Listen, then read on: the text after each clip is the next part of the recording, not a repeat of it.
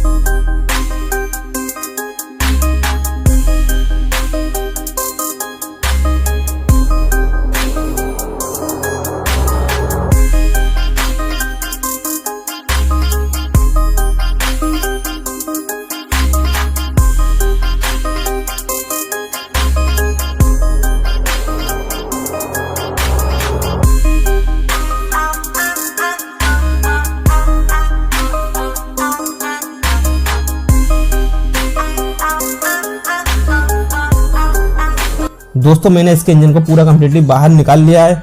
अब मैं आपको इसके इंजन को पूरा कम्प्लीटली ओपन करके दिखाऊंगा। दोस्तों अगर इन फ्यूचर आपके पास इंजन के काम के लिए पल्सर NS160 आती है तो आपको कोई भी परेशानी नहीं होगी, आपके सारे डाउट क्लियर हो जाएंगे। मैं आपको एक एक पार्ट को ओपन करके दिखाऊंगा, मैं आपको स्टेप बाय स्टेप बताऊंगा, आपको सब कुछ समझ में आ जाएगा।